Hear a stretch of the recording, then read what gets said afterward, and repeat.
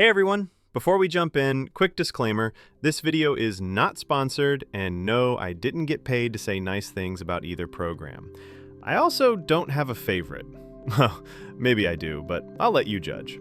Today, we're breaking down Blender versus ZBrush, two of the biggest names in 3D software. Whether you want to make your own animated short, sculpt a movie monster, or just impress your friends with a 3D skull, this video will help you figure out which tool fits your needs.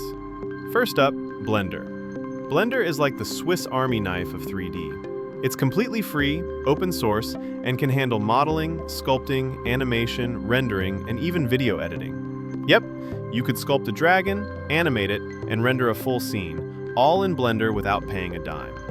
Blender uses a polygon-based system. Each surface is made up of little triangles, or quads. Sculpting in Blender is basically pushing, pulling, and shaping millions of these polygons into the form you want. Pros?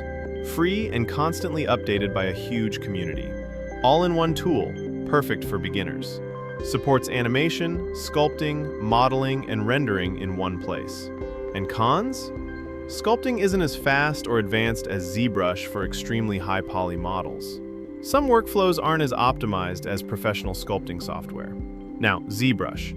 ZBrush is the industry standard for sculpting. If Blender is a Swiss Army knife, ZBrush is a diamond-tipped scalpel made for precision sculpting. You can manipulate millions of polygons without breaking a sweat, and the detail you can achieve is mind-blowing. Think game characters, movie monsters, or hyper-realistic busts. Why? ZBrush has features like Dynamesh and ZRemesher. Dynamesh lets you freely shape your model without worrying about stretching polygons, while ZRemesher automatically cleans up your mesh so it's ready for animation. It's like having a magical assistant who keeps your model neat while you sculpt chaos. ZBrush is best-in-class sculpting tools and detailing. It handles extremely high poly models efficiently, and it's perfect for professional sculptors and concept artists.